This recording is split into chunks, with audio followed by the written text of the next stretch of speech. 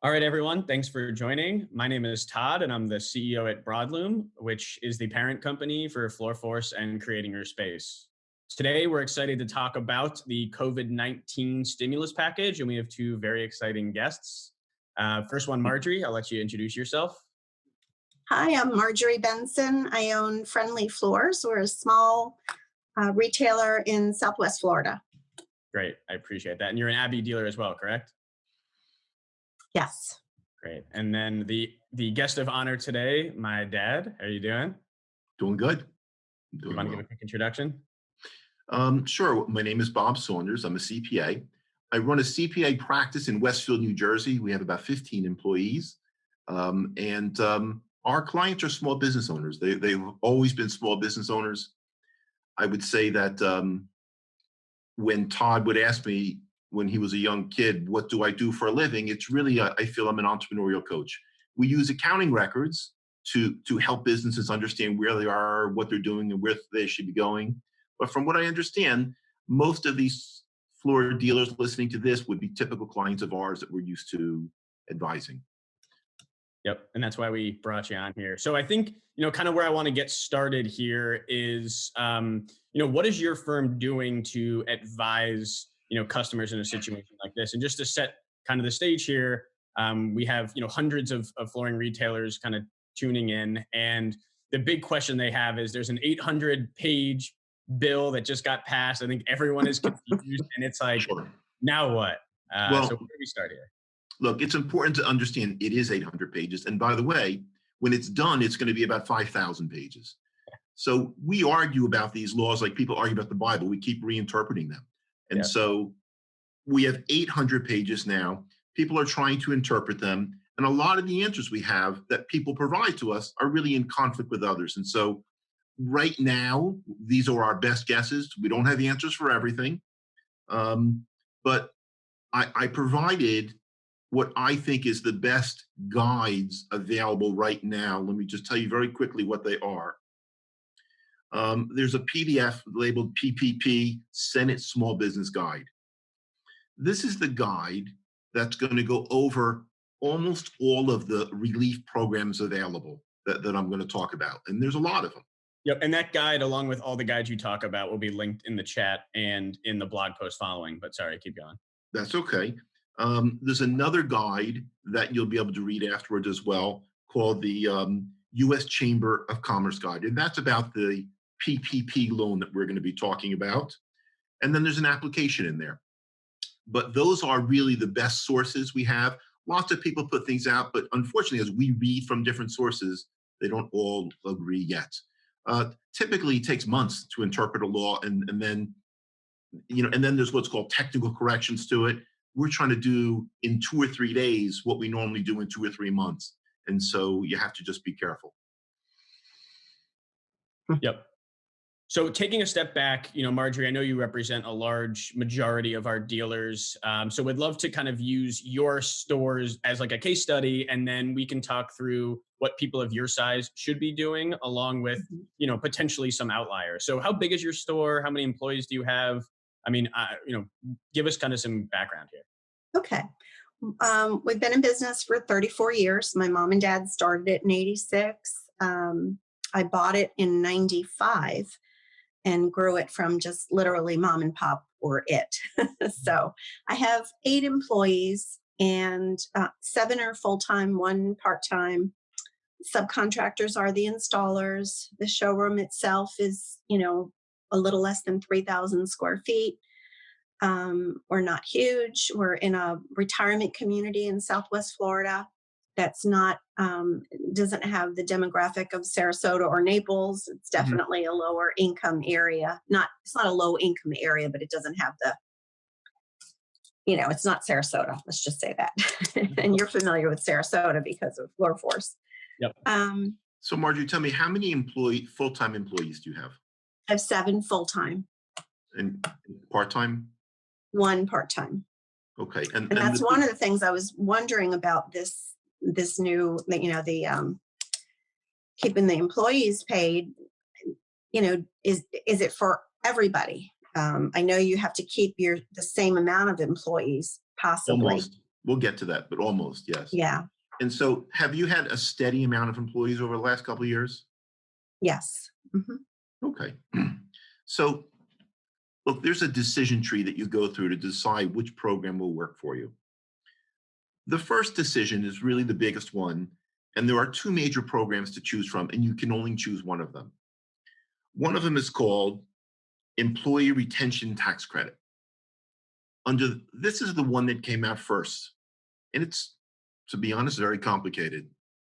The government came out with it. I'm not sure what else we had expected. But basically, if you retain people on payroll, there's a tax credit of up to 50% on the first $10,000 that you pay each person until your business recovers to 80% of where it was before through the end of the year. So the maximum benefit is $5,000 per employee. And there's a deferral of those payroll taxes that you pay for up to 2 years of the employer Social Security tax.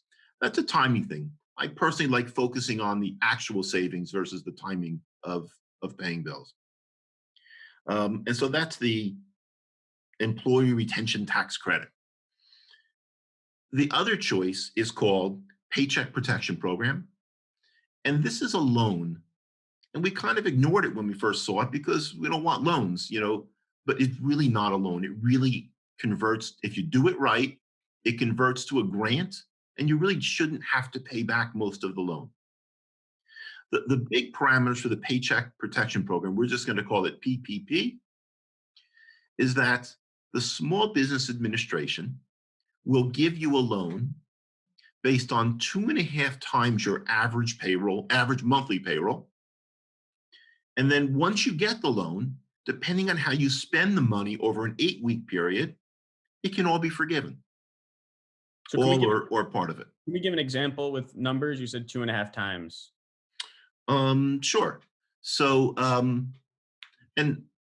let's get into the fine details in a moment. But if your payroll is $10,000 a month, you could, in theory, borrow $25,000. There's a few little more things we can add to it. And then once you get those loan proceeds, provided you use them for payroll and for rent with a lot of fine print, that whole amount would be forgiven.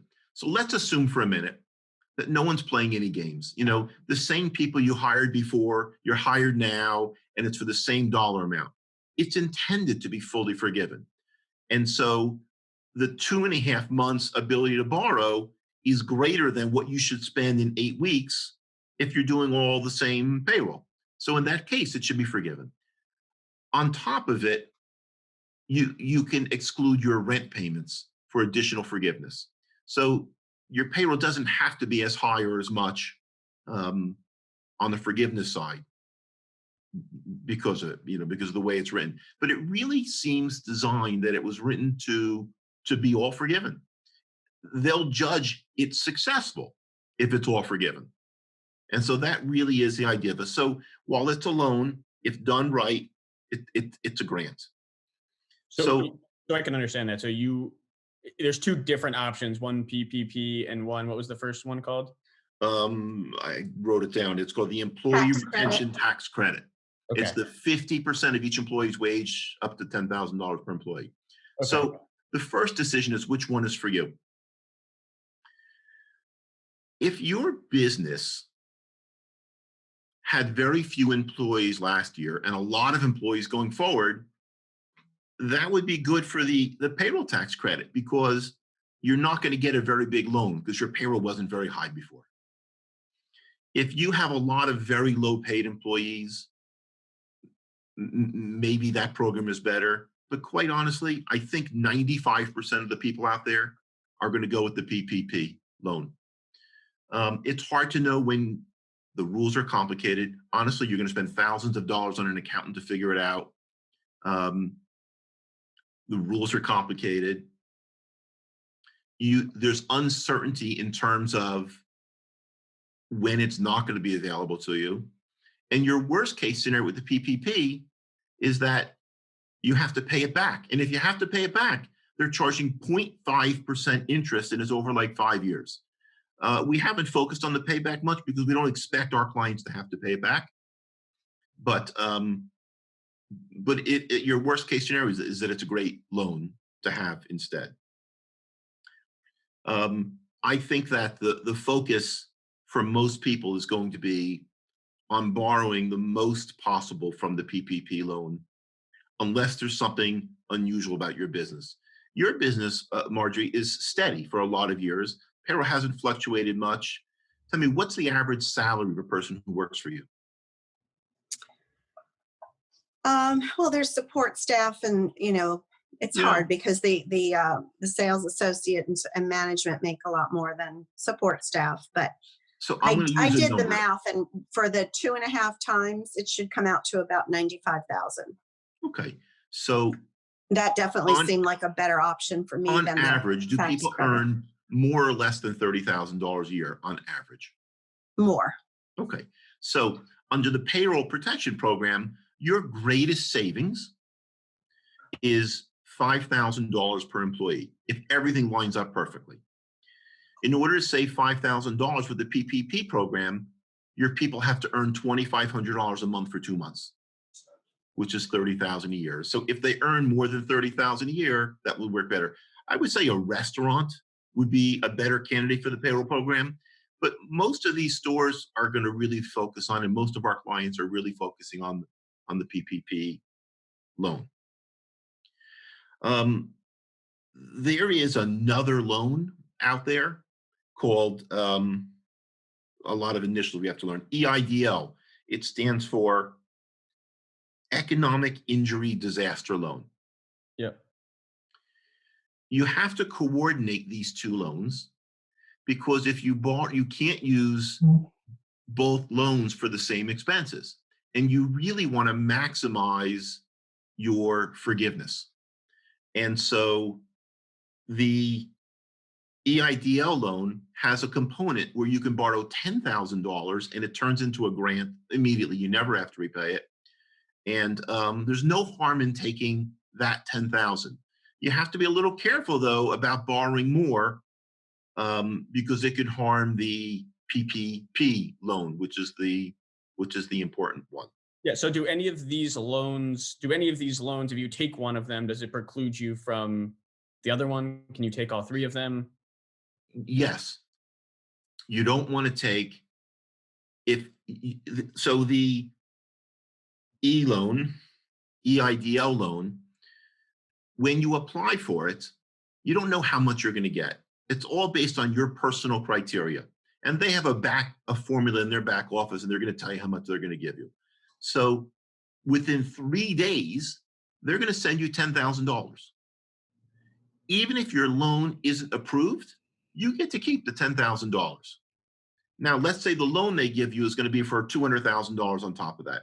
It's a low rate. It's over a long period of time. It's a good loan to have if you need it, but you don't want to use it to pay expenses that would otherwise eliminate the other loan. So it really shouldn't be used for payroll or rent for those 2 months.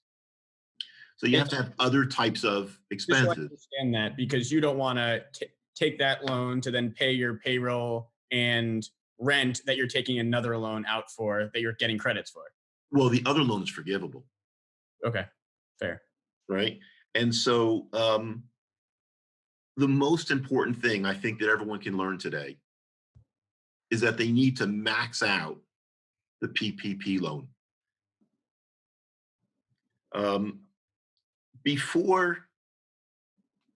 Look, that should be the main topic here. So, but before I get to it, I do want to talk about one other IRS code section that's very unusual.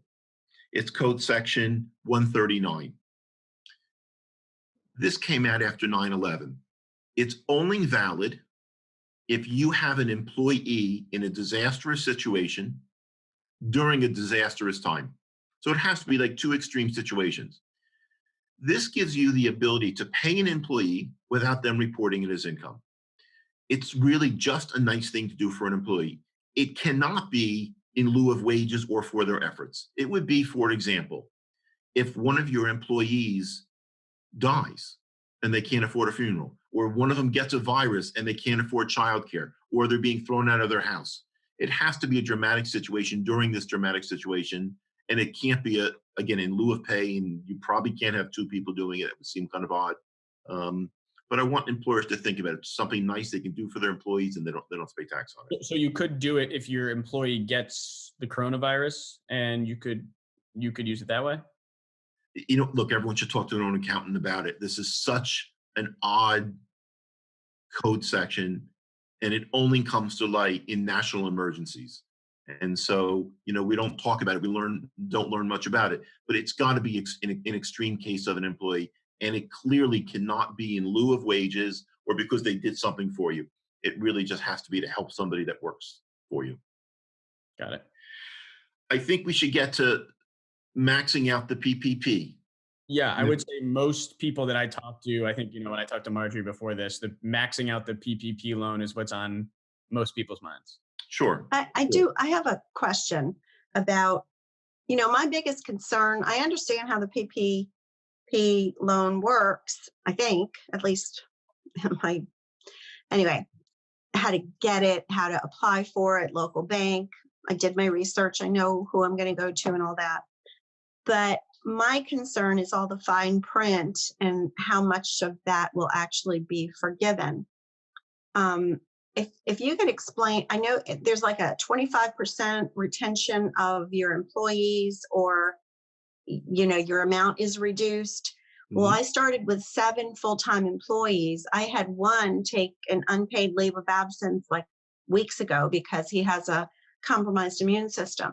So he's been sheltering at home already for weeks. So I'm already one down from my average for the year. Sure. So what I'm concerned about is, we move forward with this thinking that we're going to be able to get it all, forgiven, and you pay everybody when you have like zero income coming in.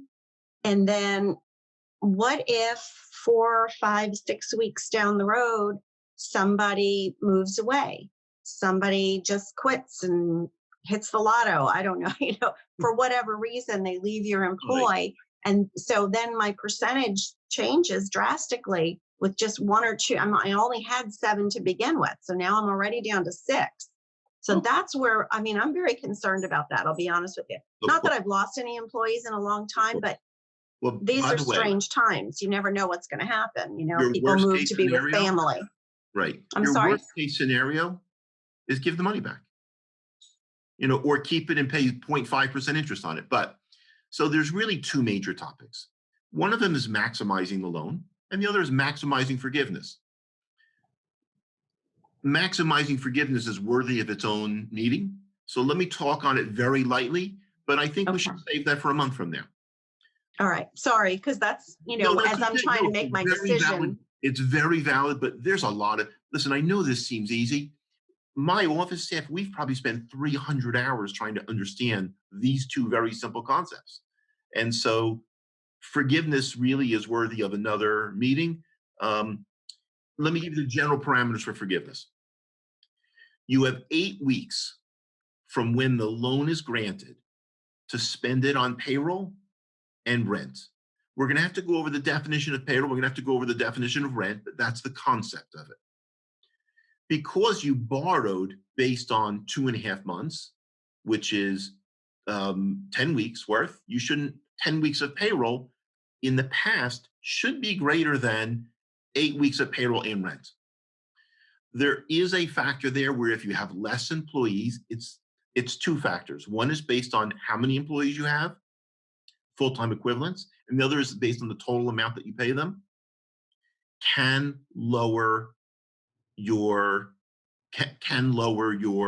forgiveness. But it lowers your expense. So let's say I borrowed $60,000 and I have $100,000 of expenses during that 8-week period, and I lose 20% of them. I'm still going to get all my forgiveness. So it's written fairly liberally. You can also rehire people as late as June 30th for your employee count. But you really also bring up another point. And I'll tell you, this is the most critical point that's worthy of talking about today with forgiveness. And that's, when do you want the loan? Look, if people aren't working, they could be collecting unemployment. They're collecting, for some people, 100% of what they're earning. You want to get this loan right before you reopen so that your 8 weeks are for people working and you're getting value for their work.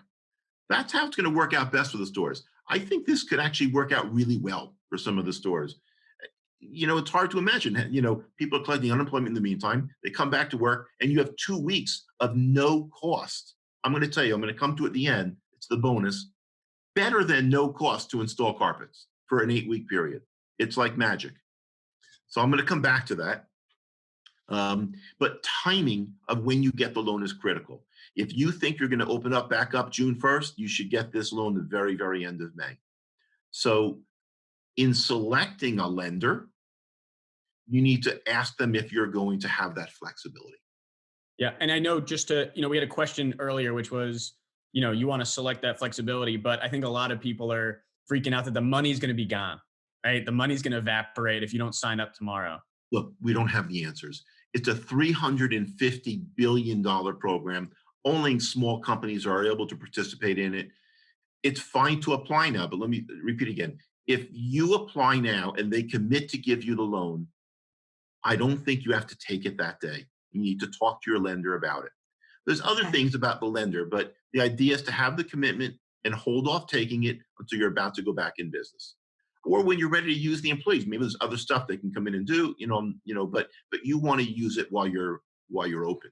Really so it just sounds like you don't want to get the loan while you can't be open, because then you're just paying your employees when they could be collecting unemployment. You're paying them and getting the loan forgiven. You're not getting any value at all. You can get more value if you're open. Yes, that's true. Look, there's little workarounds. You could hire friends and family to help you do things in the store before you're open, and but that's for the forgiveness portion of this. So let's talk about how to get the biggest loan. The application has one line that says, what's the number? The bank, however, or who's ever lending the money through the SBA is going to want you to document and support how that number is arrived. And so this loan has to be underwritten. And banks are all underwriting them slightly different. We've spoken to several banks today, and because no one really knows some of the rules, which I'll talk about in a minute, everyone's underwriting it a little differently. And so part of your shopping around is finding the underwriter that you like best. Let me give you some examples. Payroll. Everyone knows what gross payroll is. On top of payroll, you can add certain costs. You can't add Social Security. You can't add Medicare. Every state is different. There can be state taxes that are included. For example, unemployment. Workers' comp, you may be able to add. You can also add employee benefits, such as health insurance or pension, to that cost. You might decide now, if you haven't filed your taxes last year, that you now have a bigger incentive to put away money in a pension because it's going to add to the size of your loan now. This is, believe it or not, controversial, but tell me, what type of entity are you? Are you a corporation, a partnership, or a sole proprietor? S Corp. You're an S Corp. So as an S Corp, you get income 2 ways. You get wages and you have S Corp distributions.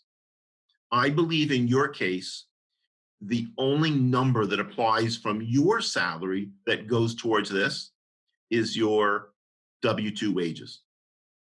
When what's odd is, unfortunately, a lot of S Corps try to bring their wages down to save on Social Security tax. In this case, it's going to work a little against you. If you were a partner and you had, another partner with you, some lenders don't think that the partner's salary or their draw or their share of profits counts towards this. Same thing for a sole proprietor. I would say 2/3 of the lenders I've spoken to are willing to include it, and 1/3 of the lenders aren't willing to. So if you are a sole proprietor or in a partnership, you're going to want to ask that lender if they are going to include the owner's compensation as wages as well. So we're using the word wages, but wages means something very different in this case. The bigger factor, based on what you told me about your store, is that you use subcontractors to do installations. So it's a big question. Are subcontractors included in your 2.5 times payroll? And again, we're getting different answers, but if I were to chart all the answers I've received, I would say that some subcontractors qualify. If I were your accountant and you paid me for accounting services, I would be considered a subcontractor of yours. I don't think you can include that. I do think you could include a subcontractor in your direct line of business like an installer. I'm going to say something very risky. I think you can include subcontractors that have attributes of being an employee. Which is what? Well, the risk is that, you don't want to consider them your employee for certain reasons. And so, one seminar I just went to said, it was a big accounting firm. They said, look, we're not going to do that because we don't want to admit these people maybe should be our employees. I don't think the SBA is going to be cross-referencing Department of Labor to do this.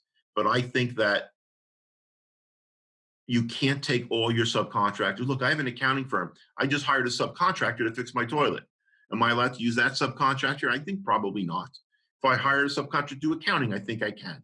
Now, that's Bob's interpretation. You need to talk to your lender about their interpretation. You want to make sure they're going to let you add subcontractors to your payroll. Wait, so if she talks to, if Marjorie or any of our dealers talk to one lender, they might say yes, and another lender might say no? Yeah, right. Because we're all interpreting this differently.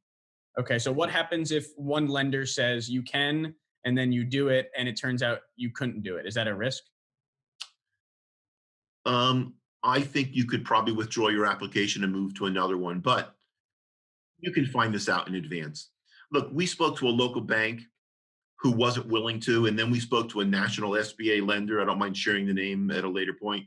And while they were 95% sure, they think they're willing to do it. And they're going to confirm. Again, we're doing all this on the fly. It's not like we've had time to practice this and have done this before. But it's part of the conversation in selecting a lender is their flexibility in underwriting. Now, some banks don't underwrite themselves. You want to go somewhere where they underwrite it. So you need a bigger company. Every bank is signing up to do this. You need a bank who's been doing it for a long time so that you can have some confidence that they know what they're doing and that they'll be able to underwrite it in their office under the terms that they're telling you about now. And you will be able to find a company willing to include subcontractors. And I think that for most of the installers, they do something just like you. You need subcontractors included. And look, we have an expression in tax law. Hogs get slaughtered, pigs get fed, hogs get slaughtered. I would narrow the subcontractors down to those in your direct line of business. And I think those should be okay. So subcontractors that are actually doing the installation, have worked with you for a while, not a subcontractor that one time put in lighting for one of your... Right. Even though they're all considered subcontract, your computer person's a subcontractor, your accountant is. Right. There are other limitations in what wages are considered. It can't be for wages for any one person or any one subcontractor over $100,000. Now, there's another open question. If I paid someone $125,000 and I paid their health insurance of $10,000, how much can I include in wages? Some lenders said it's $100,000 limit total for everything that employee cost. Other people are interpreting this. No, it's $100,000 for wages, plus you're allowed to add health insurance and the state taxes on top of it. So there really are a few areas to talk to your lender about in order to get the best bang for your buck there. And can I just ask, when you go to talk to your lender, should you go with documentation? Should you just show up? What should you go to the lender with? People are busy. You're lucky if you can get someone on the phone. And so you need to be prepared with your questions. And the questions are simple. Will you allow me to add subcontractors into the formula for wages? Will you let me add my owner's compensation in as wages. Maybe in your case, Marjorie, say to them, look, my S Corp distributions are really profit. Can I add them in as well? I don't know the answer. I can tell you it's a worthy question to ask. Well, outside of those questions, do you have to bring, what paperwork do you need? Like, do you have to work with your accountant to grab paperwork? Well, once you make the decision where you go, the applications are going live Friday, and you can start applying on Friday. You should start preparing payroll records. One more question for the lender. The law says, what was your payroll for the 1 year prior to getting the loan? Well, I don't know how to answer that. If I apply for the loan today and I get it a month from today, how do I in advance tell them what it would be through next month? And so some people are saying, I know that's what it says, but let's interpret it as the 12 months leading up to today. Then one of the attachments you guys should have access to is the preliminary application for this. And on that application, it says, what was your payroll for 2019? So you need to be prepared with your 2019 payroll records and your last 12 months payroll records. Most payroll services are ready to help you. If you have your Paychecks or ADP, whatever's popular, wherever you are, they should be ready to help you. They all know you're going to be asking for this information. You should gather things like your certificate of incorporation, how much you spend on health benefits. Look, here's where the value of a great accountant comes into play. We're doing this for most of our clients. We're charging them, but I think that they'll make more money having us do it for them. But we can't do it for all of them. Yep. Quick question when it comes to that. You mentioned incorporation documents, you mentioned some payroll stuff. Do you need your business tax return? You probably do. So you have to satisfy the lender who's going to underwrite this loan that you're being truthful and that they can rely on it, because they're basically attesting to it. And so it all has to fit together and seem reasonable. So there's quarterly payroll reports. They may ask for a list of by month, each person, how you paid, how much. But it's all going to tie out together. We should have started with one other thing, by the way. You have to sign a statement that says that due to the virus and the uncertainty in the economy that you need help. And that you're being truthful in what you're providing. Yeah, I would say that it's tough when most flooring stores can't be open, and consumers don't. We have lots of clients in lots of other industries that aren't being hurt, who are crying the blues because they can and they can get something here. But I would say you're right in this case. All right, so we have a few other questions from the audience. The first one being, are these, is the stimulus package state by state? If you're in one state versus another state, how do the different rules apply? Does everyone get money? What does that kind of look like? Well, that's a good question. It is a federal program, so it's a one size fits all. So this program isn't as good in New York as it is in the Midwest or in the South, because people earn more, yet you're limited. One of the limitations, for example, on payroll is nothing can be over $100,000. Well, if you're in New York, most people earn over $100,000. So they're not getting, the people in the areas hit hardest aren't benefiting as much as people in other parts of the country. Yeah. In addition, every state also has their own programs. Here in New Jersey, we have a whole bunch of programs. I'm sure in everyone's home state, there are things they should definitely look for. Okay. And when you apply for the loan, and let's say you get the loan, how do you get the money, right? Is it just going to show up as a check? Like, how are you going to get the money? And how long do you think it normally takes to actually get the money? Because I think a lot of people need that to pay the next month's bills. You're right. So the EIDL loan that you apply for, and when you apply, you immediately get this grant of up to $10,000. That comes within 3 days to your bank account. So part of the application is giving them your banking information. We had people apply for it 2 and 3 days ago. I haven't seen it in their bank account, but everything says it's in your bank account in 3 days. The rest of the EIDL loan is complicated. You have to give them financial information. They have to determine a loan amount. That's going to take a month or two. The PPP loan, No one has any experience how long these are going to take. This is new. I would get in line. Look, it could be 2 weeks, 3 weeks. It's probably a good question to ask the underwriter, but they're not going to really know. Yeah, I think that's a big thing that you stressed. I mean, maximizing the PPP loan that 95% of people are going to take, but then two, this is all new for not just flooring retailers. This is new for literally accountants, financial planners, probably even the lenders. Correct. So We're giving advice not knowing if it's perfect. And lenders are making loans under different criteria because they don't have better resources to know. yeah, is there new information coming out like daily or like how often? Absolutely daily. We expect new information every day for the next week. And honestly, even with tax laws that we've had years ago, they keep changing. People interpret them differently. Yep. You have politicians who write tax laws that have no idea what they're saying, and it's like a philosophical rule. Then the IRS interprets them, then people sue, and it takes years for things to fall into place. We're trying to do what takes years in days, and so it's hard.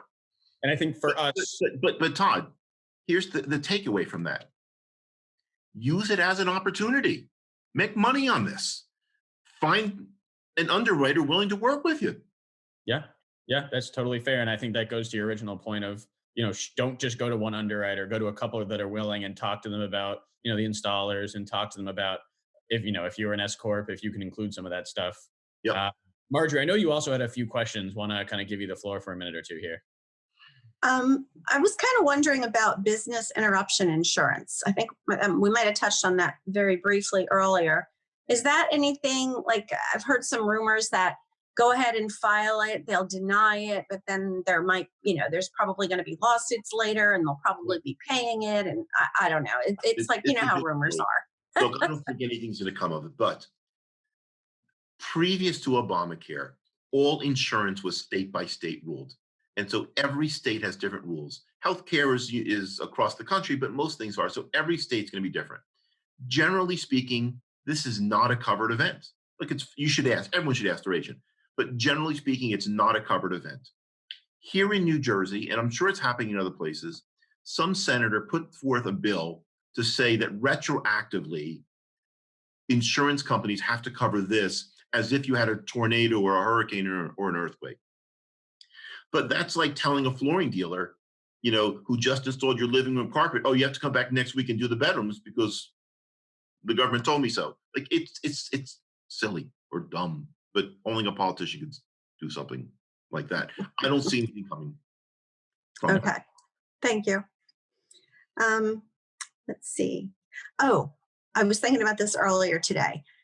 If we do the PPP and, everything goes as we hope, will that money, the loan which turns into a grant, will that end up being taxable income? I'm really glad you asked that we didn't forget to talk about. This is great. So let me back up for a minute and talk about the other tax program, the alternative that I don't think most people would take. You pay someone $10,000 in wages, you get a $5,000 credit. The credit comes off the expense. So you only get to deduct $5,000 in that case. Historically, that's how things work. We have the investment tax credit for setting up a pension, all kinds of things.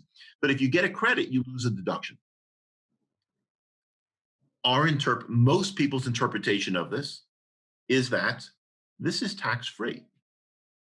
Now, normally we expect the law to say the proceeds of this are tax-free, but the expenses used for the forgiveness aren't deductible. It doesn't say that. It says this is tax-free. I'm sorry to put you through this, but let's do some math. If you're charging someone $1,000 to install carpet, typically, what is your installer charging you for that? $600. Let's go with that. Sounds great. Okay. So you're bringing in $1,000. Mm-hmm. You're paying $600. So it's a $400 profit. And then you're paying taxes. Let's call it $150. Okay. And you're really profiting $250. Right. On a $1,000 job, you're putting $250 in your pocket, assuming everything goes well, which of course it always does. So now let's talk about it with PPP. It's really the same math at first. You're bringing in 1,000, you're spending 600, you're getting a deduction for it. Your taxes are 150, and you're coming home with 250. But then they're giving you back the 700. Wow. So your profit, your cash flow on this $1,000 job is 950. That's amazing. That's amazing. Yeah. So if you do this right, you're going to make a fortune for 8 weeks.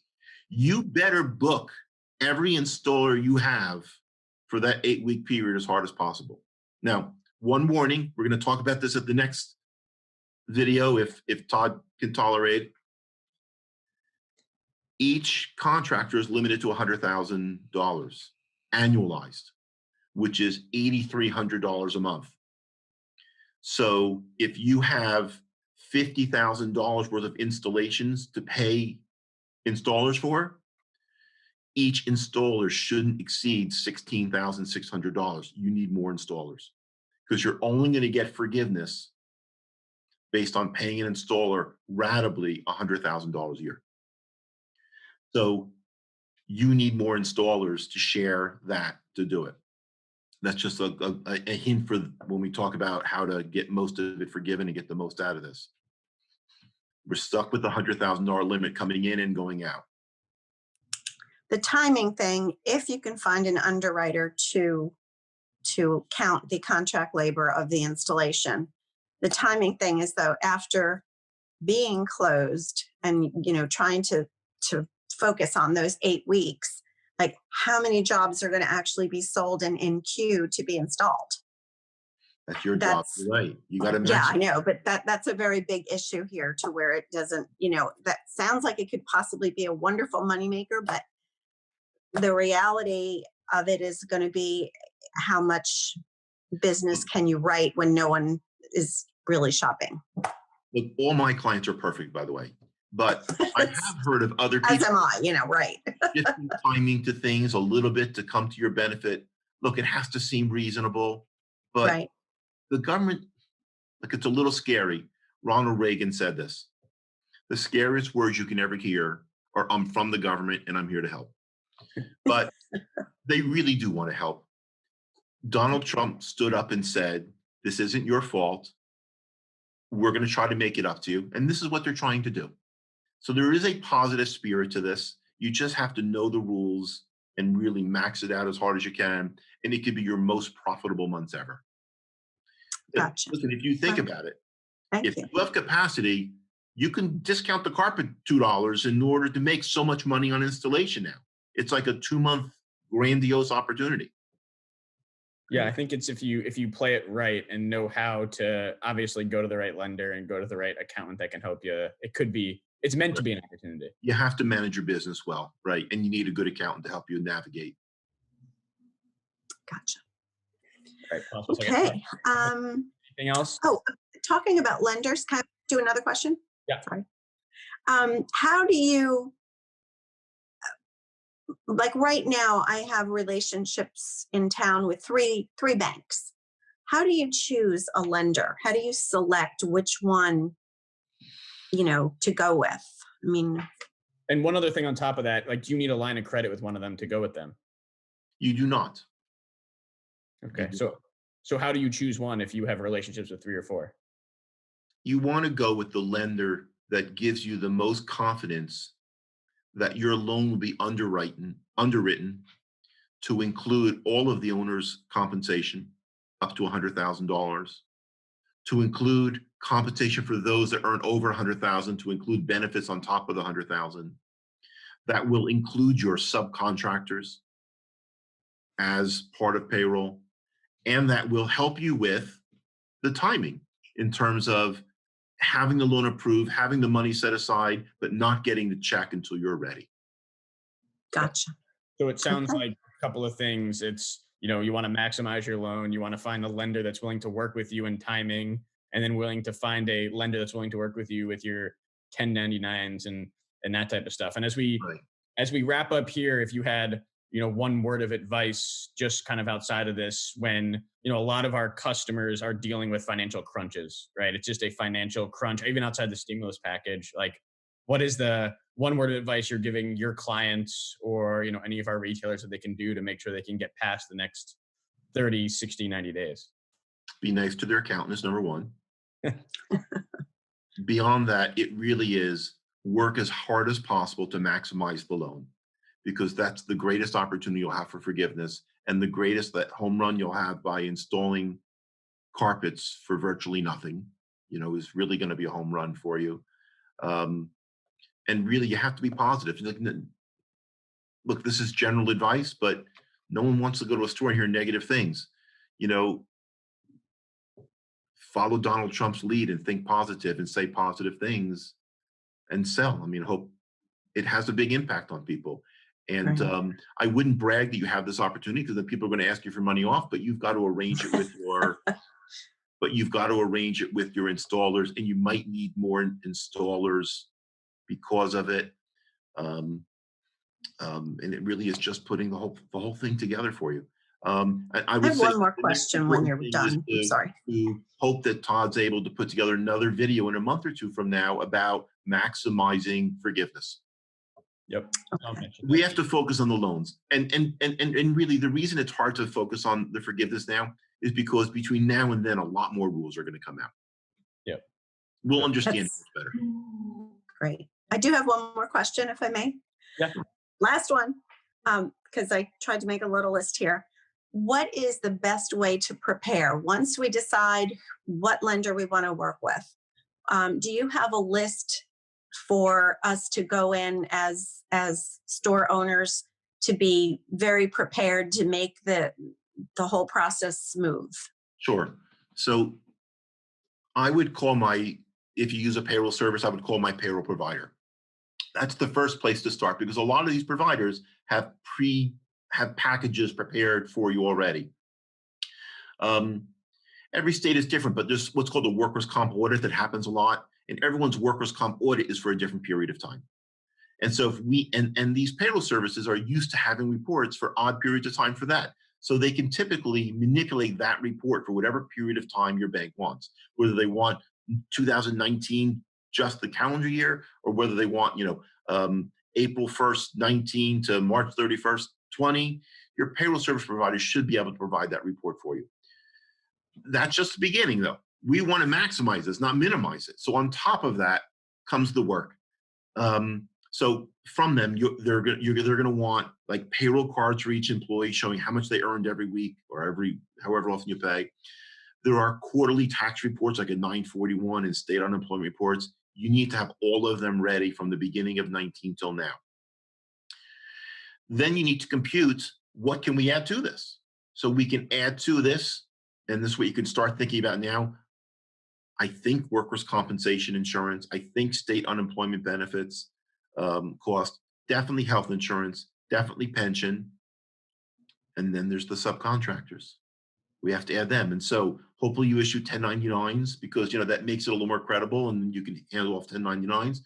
They may want a list of each time you paid the subcontractor to make sure you didn't fabricate something afterwards. But having the 1099s and the W-2s and the payroll reports, those are probably the most critical.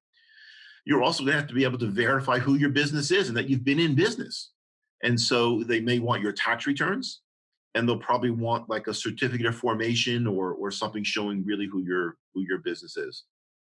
I'd like to say you should be loyal to your local bank, but you got to look out for yourself. Do what's best for you. Certainly give them a shot. They're a local bank too. We believe in supporting local business. But if they're not a regular SBA lender, they may not underwrite it as well for you. Thank you. My pleasure. Hope everyone benefits from it.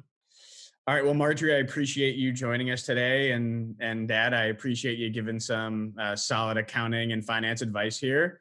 The video will be posted on the Floor Force blog, along with some of the articles that we talked about here today. And we will have a follow-up video about forgiveness in the next few months or weeks as we see more information come out. Thanks, everyone, for joining, and talk to you soon. Thank you. Okay. Bye. All right. Thanks, guys. Thanks, Dad. Thanks, Marjorie. Appreciate it. Okay. Hope that was helpful. Thank you.